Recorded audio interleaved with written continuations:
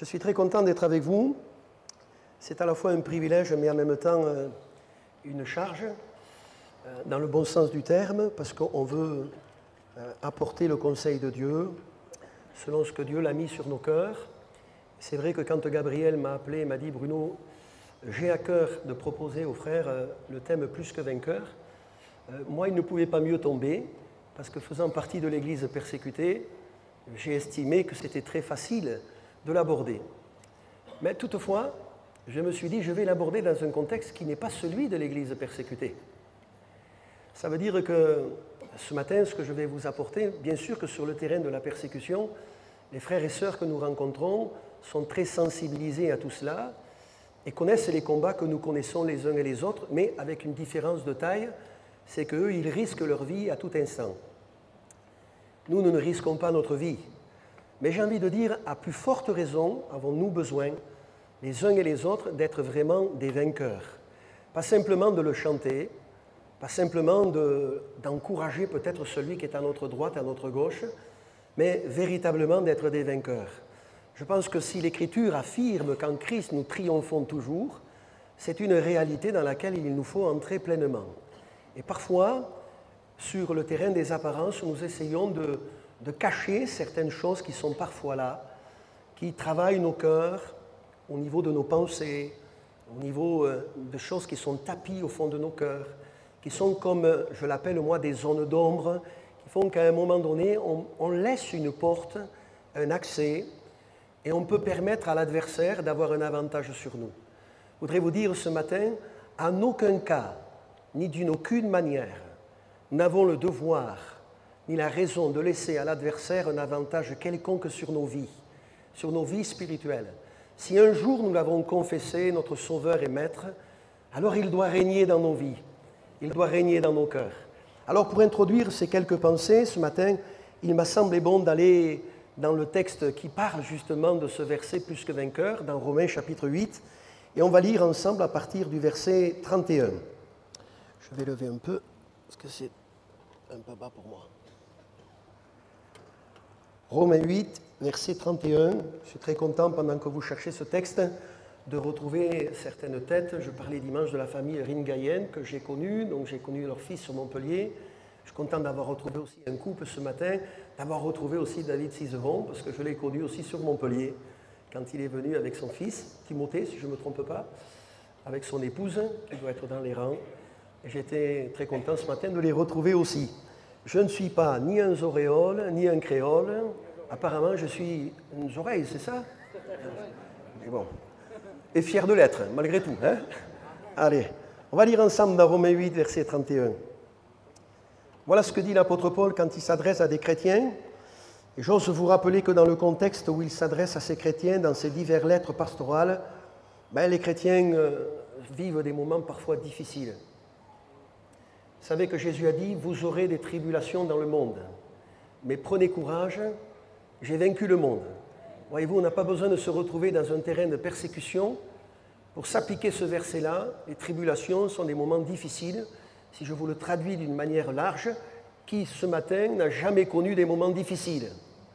Alors qu'il lève la main, que je puisse vraiment être admiratif, parce que je ne crois pas que dans la vie chrétienne, nous vivons toujours des moments faciles. Parfois même, nous vivons beaucoup de moments difficiles. C'est au travers de ces moments difficiles-là que les uns et les autres, nous grandissons dans notre foi et nous expérimentons de plus en plus la fidélité de Dieu. Notre foi s'affermit et nous marchons dans une connaissance plus grande. Alors lisez avec moi ces quelques versets, ces quelques mots adressés par Paul à cette église de Rome. Il dira, que dirons-nous donc à l'égard de ces choses? Si Dieu est pour nous, qui sera contre nous? Lui qui n'a point épargné son propre Fils, mais qui l'a livré pour nous tous, comment ne nous donnera-t-il pas aussi toutes choses en lui? Qui accusera les élus de Dieu? C'est Dieu qui justifie. Qui les condamnera? Christ est mort, bien plus, il est ressuscité, il est à la droite de Dieu et il intercède pour nous. Qui nous séparera de l'amour de Christ? Sera-ce la tribulation, ou l'angoisse, ou la persécution, ou la faim, ou la nudité, ou le péril, ou l'épée. Selon qu'il est écrit, c'est à cause de toi qu'on nous met à mort tout le jour, qu'on nous regarde comme des brebis destinées à la boucherie. Mais dans toutes ces choses, nous sommes plus que vainqueurs par celui qui nous a aimés. Car j'ai l'assurance que ni la mort, ni la vie, ni les anges, ni les dominations, ni les choses présentes, ni les choses à venir, ni les puissances, ni la hauteur, ni la profondeur, ni aucune autre créature ne pourra nous séparer de l'amour de Dieu, manifesté en Jésus-Christ notre Seigneur. Amen. Retenez avec moi quand même en démarrant ce premier verset que nous avons lu. Que dirons-nous donc à l'égard de toutes ces choses? Si Dieu est pour nous, qui sera contre nous? C'est facile de le dire, vous avez remarqué? C'est facile de l'exprimer, c'est facile de le chanter. Néanmoins, ce que nous disons et ce que nous chantons, c'est une vérité. C'est si Dieu est pour nous, qui sera contre nous? Qui est plus grand que notre Dieu? Qui est plus fort que notre Dieu? Qui est au-dessus de notre Dieu? Personne. C'est le Créateur de toutes choses, nous sommes ses créatures, il règne encore notre Dieu, et nous avons envie d'affirmer dès le départ, en lui nous n'avons rien à craindre. Pour autant, parfois, dans le combat que nous menons, nous pouvons être malmenés et nous retrouver dans des situations intérieures délicates. Délicates. Pourtant, si Dieu est pour nous, qui sera contre nous? Et on se rend compte qu'il peut y avoir parfois un fossé entre ce que nous affirmons et ce que nous sommes réellement à l'intérieur de nos vies, ce que nous vivons avec Dieu dans notre vie secrète, dans notre vie cachée. Je vais vous donner ce témoignage en démarrant pour que vous compreniez. Il y a quelques années en arrière, un des membres de ma famille, je ne vous dirai pas tous les détails, s'est retrouvé malmené dans sa vie de tous les jours. Son épouse a sombré dans la dépression et dans l'alcoolisme. Elle n'était pas chrétienne, lui avait donné sa vie à Dieu, et c'est vrai qu'au travers de cela, il priait et il disait « Je crois que Dieu va toucher ma femme, il va la libérer, il va la délivrer, elle va se convertir. » Sauf que ça a duré une dizaine d'années. Et je revois encore cet homme en face de moi, sur la porte de la salle à manger, de la cuisine, qui était là, entre l'extérieur et l'intérieur, et qui s'est mis à me dire « Tu vois Bruno, j'en viens à douter même de mon salut. Je ne vois rien changer dans ma situation. Je crois que Dieu ne peut rien faire pour mon épouse. » Et j'ai eu bien du mal, avec mes mots, de le convaincre du contraire. Il n'y a pas plus têtu quelqu'un qui refuse de croire. Une mamie me disait quand j'étais à Carcassonne, on ne peut pas obliger un âne à boire quand il ne veut pas boire. Alors ne me faites pas dire ce que je n'ai pas dit, je ne vous traite pas d'âne ce matin, mais comprenez avec moi, il n'y a pas plus têtu qu'un être humain. Quand dans sa situation, il n'a le nez que dans le guidon et il ne voit que ce qui ne va pas. C'est ainsi que j'ai essayé, et quelques années après, 2-3 ans après, alors que nous étions entrés dans le ministère, cette personne, pour une fois, a décidé d'aller dans un camp de famille avec son mari. Nous étions étonnés avec mon épouse et on se disait, mais comment ça se fait? C'est déjà un miracle qu'elle accepte d'aller dans un camp chrétien. Elle était alcoolique, quand elle était dans ses crises d'alcoolisme, elle avait des manifestations même occultes. Elle sortait avec un couteau, elle faisait voler les fauteuils. Et aucun accès sur cette femme. Et elle est venue à ce camp de famille. Et quand elle y est venue, on s'est dit avec ma femme, elle va leur mettre le week-end à l'envers. Sauf que Dieu est plus grand. Il est plus fort. Et à ce camp-là, à une réunion, un peu comme dans les Actes des Apôtres, chapitre 10, le Saint-Esprit est descendu. Et cette femme, qui est ma belle-mère aujourd'hui, a été convaincue de péché, instantanément libérée de l'alcoolisme et dans la même réunion baptisée dans le Saint-Esprit. Ça existe encore aujourd'hui, de telles expériences. Tout ça pour vous dire ce matin, je ne voudrais pas que vous restiez les uns et les autres, ou les uns et les autres, dans un état comme de défaite, d'attentisme, de fatalisme, mais que ce matin, peut-être en entendant ce que je vais partager avec vous, vous rebondissiez en prenant courage, parce que même si c'est dur, même si parfois l'opposition fait face, même si parfois nous sommes malmenés, il existe toujours en Dieu une solution qui demeure. Alléluia. Alors, regardez le contexte dans lequel l'apôtre Paul parle. Il est à Corinthe lorsqu'il écrit sa lettre. On se retrouve pratiquement à la fin de son troisième voyage missionnaire. Et Paul est encore nourri de pas mal de projets au niveau des églises, des visites qu'il va rendre. Il a le projet aussi d'aller en Espagne, etc. Mais rien n'est simple pour les croyants. Et quand il leur écrit, imaginez un petit peu le souci qui est le sien. Il les laisse à chaque fois. Il a été celui qui a été l'instrument entre les mains de Dieu pour que ses œuvres soient ouvertes. Et il les laisse, ils sont jeunes dans la foi parfois. Quand on pense à l'église de Thessalonique, il ne les a pas eus sous sa responsabilité pendant très longtemps. Il les a laissés seuls face à l'opposition, aux persécutions, aux tribulations.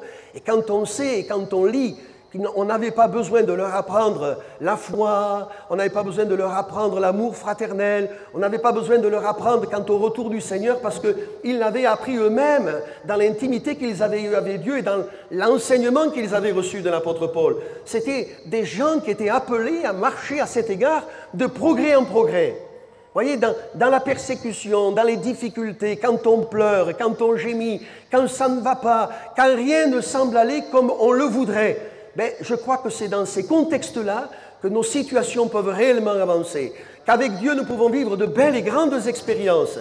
Quand tout va bien, on a parfois la fâcheuse habitude de nous reposer un petit peu sur nos lauriers en se disant « bon, c'est bien, Dieu est bon ». Et c'est à ce moment-là que parfois nous nous retrouvons comme face à un mur parce que nous n'avons pas veillé. Mais au milieu de la difficulté, au milieu des problèmes, nous pouvons expérimenter encore que l'enfant de Dieu peut être plus que vainqueur. Plus que vainqueur. Alors je me suis arrêté là-dessus en démarrant. Quand même, vous avez remarqué avec moi dans le texte, l'apôtre Paul parle souvent sous la forme interrogative. Quand il parle sous la forme interrogative, c'est qu'il veut susciter dans ceux qui vont entendre sa lettre une certaine réflexion, comme pour les amener ou les amener comme tout à nouveau sur un certain terrain. Je vais l'appeler ce matin le terrain de la foi.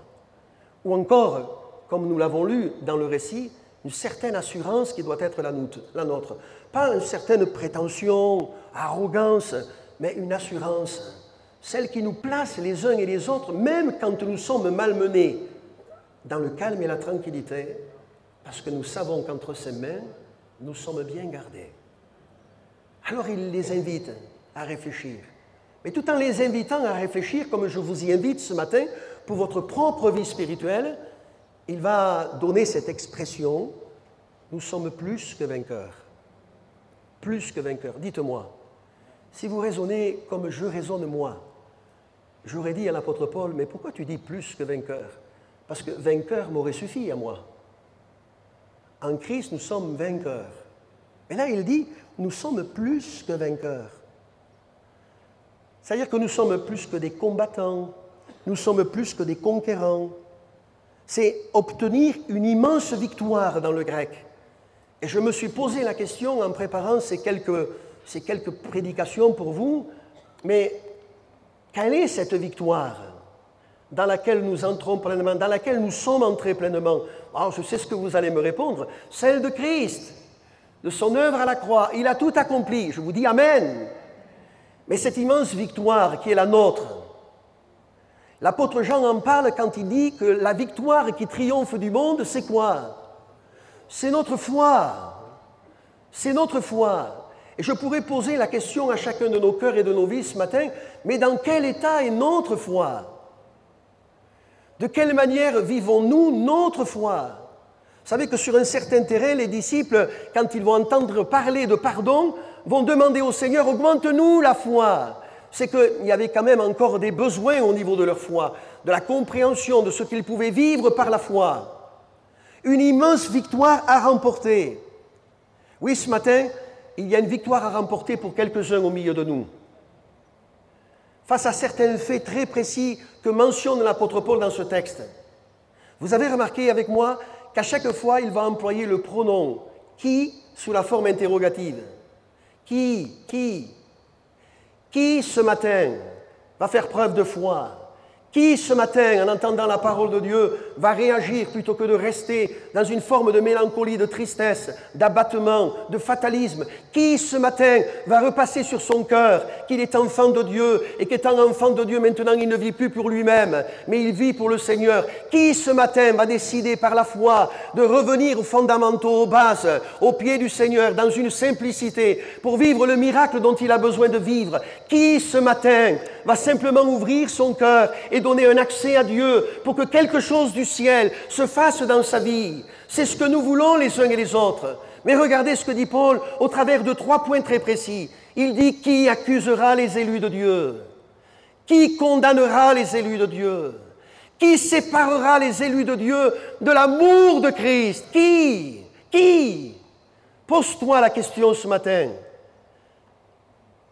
Pourquoi tu te trouves parfois comme accusé dans ta conscience, dans ton âme, dans la culpabilité, te sentant coupable parce que tu n'y arrives pas, parce que tu ne parviens pas à tes fins? Parce que vous l'avez remarqué comme moi, parfois dans nos églises, qu'est-ce qu'il se passe? Les gens se comparent les uns aux autres, se jalousent parfois les uns les autres, se retrouvent en compétition les uns par rapport aux autres, s'évaluent les uns par rapport aux autres. Mais dites, celui qui nous évalue, c'est le Seigneur.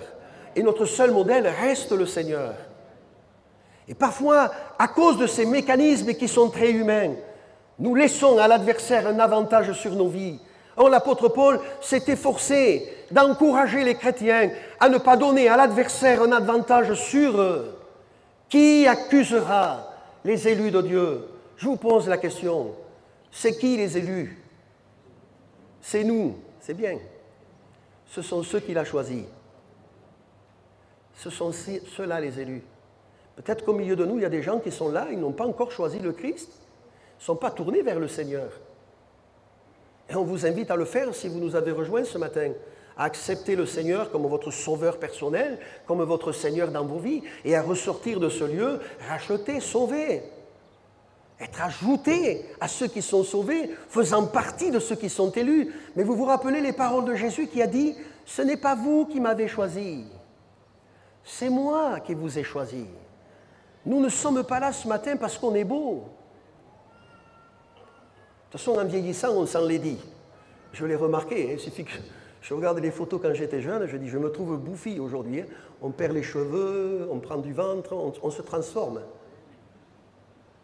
Le corps extérieur, comme disait mon formateur, Joe Santana, eh ben, il se décrépit, c'est comme la façade. Mais l'être intérieur, lui, il se renouvelle. De jour en jour, alléluia. Mais qui va accuser les élus?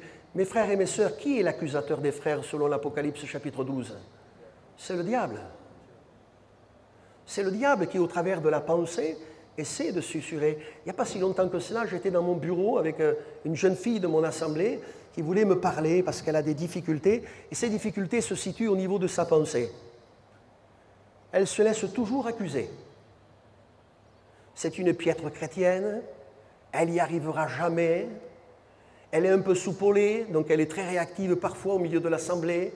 Alors il suffit qu'elle réagisse et à ce moment-là, eh bien, elle sombre encore un peu plus dans la culpabilité, ce n'est pas une bonne chrétienne. Elle va jusqu'à même douter parfois de son engagement avec Dieu, de son salut avec Dieu. Mais je dis, à chaque fois, je dis, mais ce n'est pas possible qu'à chaque fois tu tombes dans les mêmes pièges. Je dis, pourquoi à chaque fois tu te laisses accuser par l'adversaire? Je veux vous rappeler que dans l'Écriture, quand Satan se présente devant Dieu et qu'il parle de Job, il manifeste une certaine velléité à son égard. Mais touche à ses biens. Tu verras s'il sera toujours juste, fidèle à ton égard. Et Dieu le lui permet. Vous savez encore aujourd'hui que Dieu permet certaines choses dans nos vies, dans nos situations, dans ce que l'on rencontre. Ce n'est pas pour nous faire du tort, ce n'est pas parce qu'il nous a tourné le dos. C'est parce qu'au travers de cela, il veut éprouver notre foi, savoir si quelque part, même dans l'adversité la plus terrible, eh bien, on va lui rester fidèle, on va lui rester attaché. Mais nous, parfois, nos réactions sont les suivantes. Mais Seigneur, mais pourquoi moi? Mais qu'est-ce que j'ai fait pour que ça m'arrive? Tu sais que je vais à toutes les réunions, tu sais que j'ai servi dans l'église, j'ai participé aux travaux, je participe dans un service, j'ai toujours été fidèle. Seigneur, débarrasse-moi de ça. Seigneur, secours-moi. Et si le Seigneur ne voulait pas t'en débarrasser, et si au travers de cela, il voulait que tu l'honores dans la difficulté, il voulait que tu le glorifies dans la difficulté, il voulait que comme l'aigle, tu te serves des vents contraires pour aller plus haut, alléluia, et l'honorer, le glorifier comme tu dois le glorifier. Je le disais dimanche matin, mais l'apôtre Paul, s'il avait dû s'arrêter à la première difficulté, alors qu'il a été en péril de partout et avec tous, il aurait eu bien des raisons de dire « je rends le tablier ». Mais il ne l'a pas fait. Il a combattu le bon combat jusqu'au bout. Et j'ai envie de dire à quelqu'un ou à quelques-uns ce matin, ne te laisse pas ou ne te laisse plus accuser par ton adversaire. Ne le laisse pas susurrer à ton esprit que tu es un mauvais chrétien, une mauvaise enfant de Dieu. Non, ce n'est pas vrai. C'est couvert du sang de l'agneau que nous venons dans la maison de Dieu, que nous servons le Seigneur. Et si nous faisons état que nous ne sommes pas parfaits, nous tendons vers la perfection. C'est notre Dieu qui est parfait. Et nous voulons marcher à sa ressemblance à lui sans nous laisser accuser. Oh, je relisais pour vous et avec beaucoup d'intérêt ce que Zacharie va avoir comme révélation de la part de Dieu.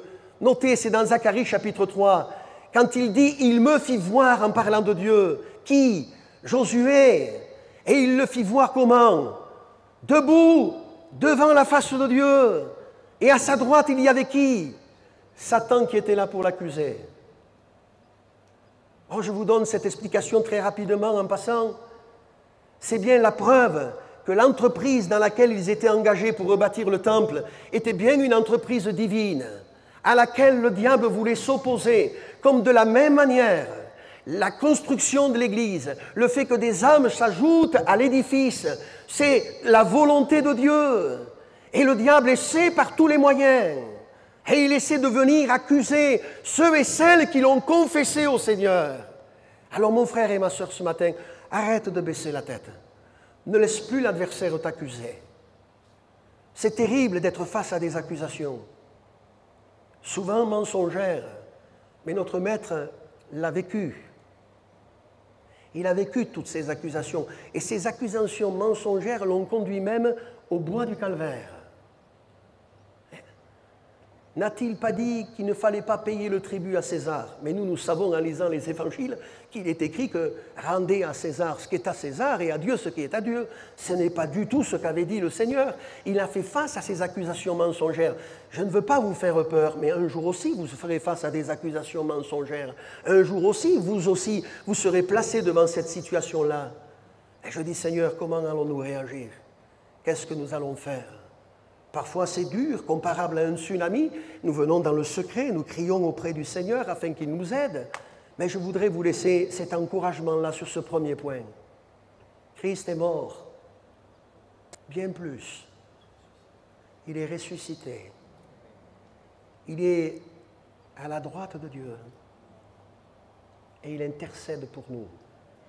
Pendant que nous sommes là réunis, moi je crois qu'il prie pour toi, pour que tu sois victorieux des accusations qui t'accablent, parce que tu te sens faible sur un terrain, parce que tu n'arrives pas à remporter la victoire. Seigneur veut te l'accorder ce matin, cette victoire, en répondant par la foi, parce que ce n'est pas possible de continuer une vie chrétienne en se laissant accuser par sa conscience, par l'adversaire, et de vivre des hauts et des bas qui n'en finissent pas, mais qui finissent par te plonger dans une forme d'aigreur qui ne te permettent pas de vivre ta vie spirituelle d'une manière épanouie. Non, il y a autre chose à vivre, il y a autre chose à expérimenter. Et Paul le rappelle, nous avons dans le ciel un avocat qui plaide ta cause, qui prie pour toi, pour que tu sortes de l'état dans lequel tu es. Dans l'Épître aux Hébreux, il est dit que notre Dieu est vivant. Il peut sauver parfaitement tous ceux qui s'approchent de lui, parce qu'il est vivant. Il est vivant. Il est vivant pour intercéder en leur faveur. Il est vivant pour prier, pour plaider cette cause. C'est ton avocat, c'est ton sauveur, c'est ton Seigneur. Alors ce matin, laisse-le agir dans ta vie et dans ton cœur. Qui accusera les élus de Dieu? Ni le diable, ni les démons, ni les hommes ne saurait enlever cette assurance qui doit être la tienne par la foi. Tu es enfant de Dieu. Alléluia. Quand on parle de condamnation, on parle de jugement dans la Bible. J'ai remarqué dans ma petite expérience, ça fait presque 35 ans que je suis converti, je le disais un peu dimanche matin, j'y reviens un peu là, j'ai jamais autant souffert que depuis que je suis chrétien. J'ai jamais autant trouvé de jugement que dans l'église du Seigneur. Et j'ai jamais trouvé les gens aussi durs que dans les églises. Si vous ne rentrez pas dans le moule, attention, hein. Pouf. Bien sûr qu'il y a les enseignements de l'Écriture. Ils sont là pour nous aider à marcher, à savoir comment nous conduire dans la maison de Dieu. Mais en tout cas, le constat que j'ai fait, c'est que parfois, il y a une forme de jugement destructeur, dévalorisant, qui n'est pas du tout ce que le Seigneur attend de nous dans l'œuvre de Dieu. Qui condamnera les élus? Paul dit dans Romains chapitre 8, au verset 1er, « Il n'y a donc maintenant aucune condamnation pour ceux qui sont en Jésus-Christ. » Mais je sais de l'autre côté, comme Jésus le dira à Pierre, que le diable nous a réclamés pour nous cribler comme le froment. Quel moyen il emploie là aussi, si ce n'est le jugement, le fait de nous condamner, de nous entraîner avec lui dans la condamnation. Mais moi, je ne veux pas me laisser entraîner dans la condamnation. Il n'y a plus maintenant de condamnation pour tous ceux qui sont en Jésus-Christ. Est-ce que c'est un sauf-conduit pour vivre n'importe comment? Non, ce n'est pas du tout ce que j'ai dit. Mais je dis que dans notre identité d'enfant de Dieu, il n'y a plus de condamnation pour ceux qui sont en Jésus-Christ. Il nous a lavés, il nous a purifiés, il nous a sanctifiés, il nous a rendus saints pour que nous ne marchions plus au gré de nos vices et de nos passions, mais que nous puissions marcher en le glorifiant à lui, dans la sainteté, dans la pureté. Je vais aller même un peu plus loin ce matin, en ayant un langage même qui l'honore. Vous savez, j'ai toujours été étonné dans nos églises, en tout cas en métropole, hein. Je ne dis pas ici, mais en métropole, nous, je suis étonné d'entendre beaucoup de chrétiens dire plein de gros mots. Je me dis, mais dans la nouvelle naissance, il y a quelque chose qui n'est pas normal. Je vous dis pourquoi. Parce que quand je me suis converti, j'ai habité à côté de Sète, moi. Je suis né à Montpellier. Si vous êtes allé à Sète, les pêcheurs, les Sétois, ils disent 3 gros mots dans une phrase. C'était ce que j'étais. Mais quand dans ma chambre, l'Esprit de Dieu m'a visité, que j'ai senti ma misère et en même temps l'amour de Dieu, dans cette chambre où les ténèbres se manifestaient, où les démons venaient se manifester, l'amour de Dieu s'est manifesté, m'a convaincu de mon péché, m'a convaincu de justice et de jugement. J'ai réalisé que celui qui me malmenait était défait, vaincu, parce que le Christ en avait payé le prix. Ça m'a poussé au pied du lit, à crier au Seigneur, à lui demander pardon pour mes péchés. J'étais hors du rien, sous l'emprise des ténèbres. Mais quand je me suis relevé de ce moment-là, je ne disais plus de gros mots et j'étais plus sous l'emprise des ténèbres. Il m'avait libéré, il m'avait affranchi, à tel point que dans le village où j'habitais, les collègues pensaient que j'étais devenu témoin de Jéhovah. Alors ils m'ont obligé à aller là où j'allais. Et je suis monté dans le bar où j'étais avec eux. Et je leur ai dit, je vais monter pour la dernière fois au milieu de vous. Mais je vais vous dire ce que j'ai fait, ce que j'ai vécu. Alors comme j'étais un petit peu caractériel et parce que je touchais aux ténèbres, je rentrais dans des colères incontrôlables avec des envies de meurtre. Les collègues qui étaient là, ils n'ont pas osé m'interrompre. Et j'ai pu dans le bar leur raconter mon témoignage. Et je leur ai dit, maintenant je vous ai dit pourquoi je ne viendrai plus. Si vous voulez en savoir plus, vous savez où j'habite. Que Dieu vous bénisse. Et je suis ressorti. Je ne suis plus jamais rentré dans ce bar. Plus jamais. Mais je sais une chose, c'est que je ne veux pas laisser à l'adversaire un avantage sur ma vie. Qui condamnera les élus de Dieu? Personne. Les religieux se sont efforcés de condamner le Seigneur. Mais le Seigneur ne s'est pas dérobé. Si à Nazareth, il est passé au milieu d'eux parce que son heure n'était pas venue, dans le jardin de Gethsémani, il ne s'est pas dérobé. Mais à cause de toi, à cause de moi, pour toi, mais aussi pour moi, pour que je ne me laisse plus accuser et que je comprenne avec la grâce de Dieu que si mon cœur me condamne, comme dit Jean dans son épître au chapitre 3 et au verset 20 et 21, Dieu connaît toutes choses. Mais si mon cœur ne me condamne pas, j'ai de l'assurance devant Dieu. C'est sur ce terrain-là que je veux vous amener ce matin. Oh, peut-être tu te sens condamné. Tu sens une forme de jugement. Tu te juges peut-être même toi d'une manière dure. Mais ce matin, laisse le Seigneur apaiser ton cœur. Laisse-le faire une œuvre dans ta vie, te transformer, te changer, t'aider. Tu vas me dire, oui, mais je suis chrétien. Mais je voudrais te rappeler sa parole parce que l'expérience que tu vis, si elle n'est pas fondée sur l'enseignement des Écritures, tu vis quelque chose peut-être sur le terrain des émotions, sur le terrain des sentiments. Mais ça ne va pas très loin et tu en as déjà fait l'expérience parce que tu retombes toujours dans tes travers. Mais si tu sers sa parole ce matin et si tu laisses le Seigneur œuvrer dans ton cœur, alors je le crois, Dieu entend ton cri, il entend ta détresse et il est prêt à agir.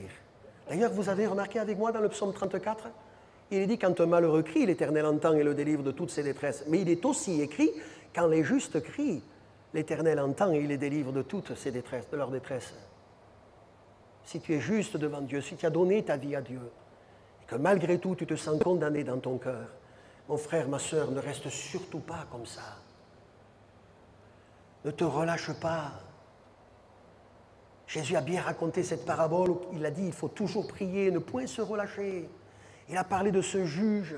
Notre Dieu, ce n'est pas ce juge-là. À plus forte raison, Jésus dira Dieu ne fera-t-il pas justice à ses enfants qui crient à lui jour et nuit? Tardera-t-il à leur égard? Mais certainement pas. J'ai presque envie d'aller vers cette pré-conclusion-là, mais il veut le faire pour toi. Il n'attend que toi.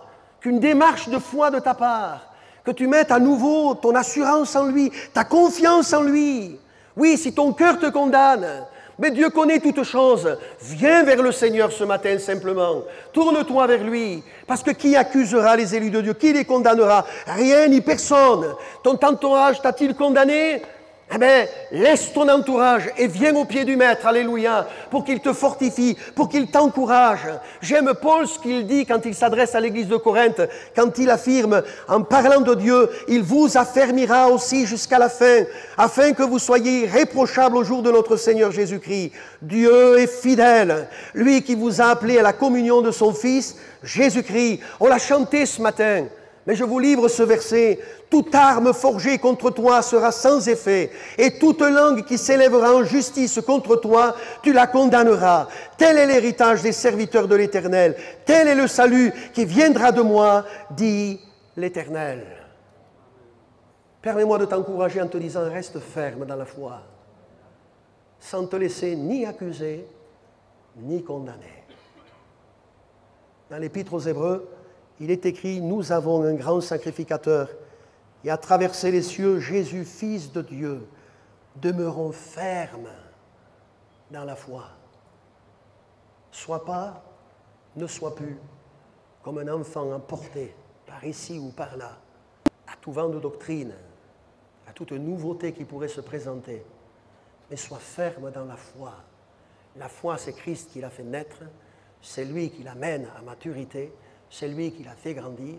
Ta vie a peut-être simplement besoin d'être centrée sur Christ et de réaliser comme tout à nouveau en passant dans ton cœur que celui qui est en toi est plus grand que celui qui est dans le monde.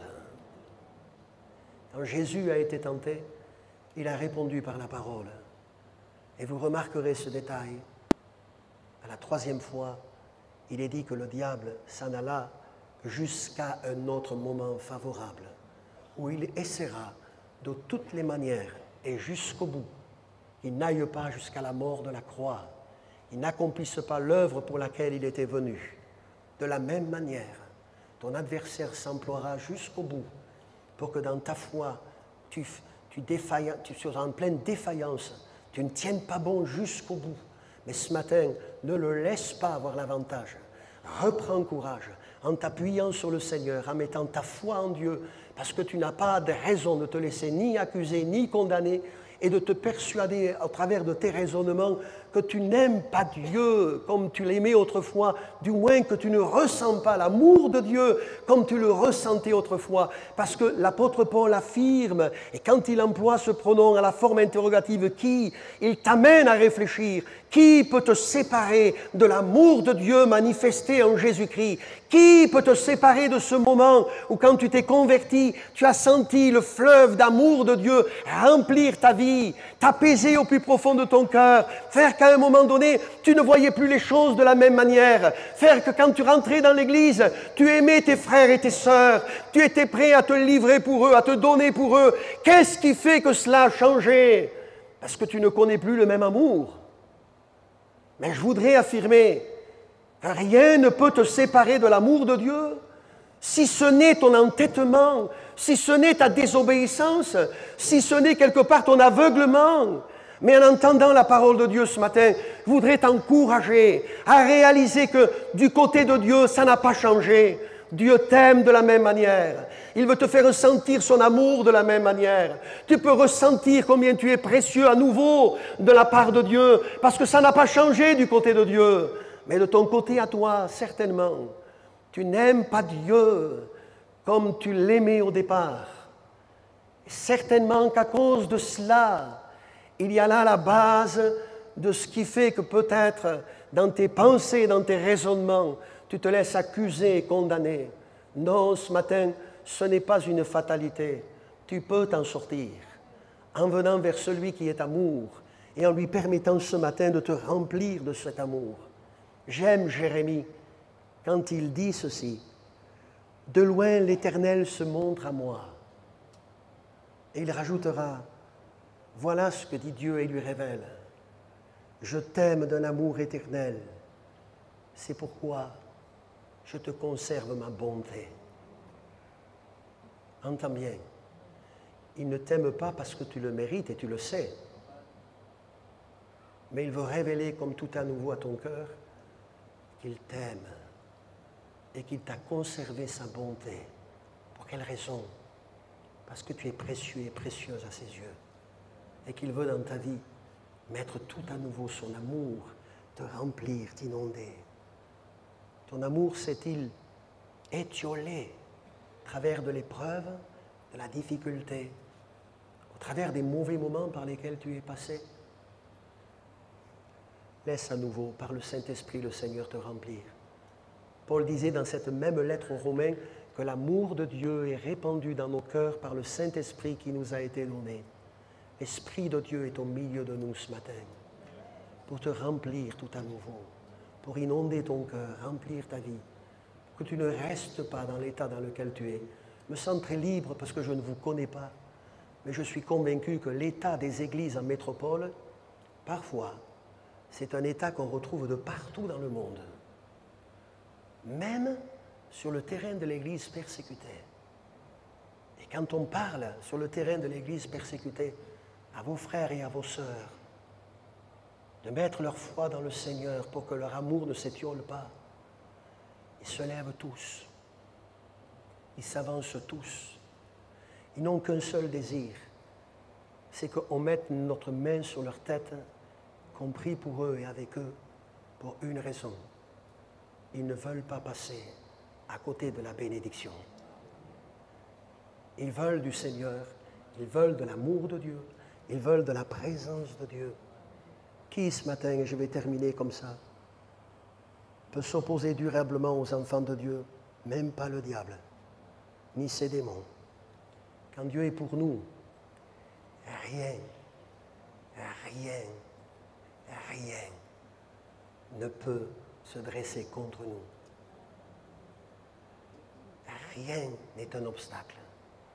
C'est une parole du Christ et il a dit, je leur donne la vie éternelle et elles ne périront jamais et personne ne les ravira de ma main. Alors je voudrais dire à quelques-uns, prenez courage, ne baissez plus la tête, ne rasez plus les murs, venez simplement avec foi au pied du Seigneur. Ne vous laissez plus accuser, ne vous laissez plus condamner, mais laissez l'amour de Dieu envahir votre cœur et remplir votre vie. On va courber nos fronts, s'il vous plaît. se tenir dans la prière simplement ce matin.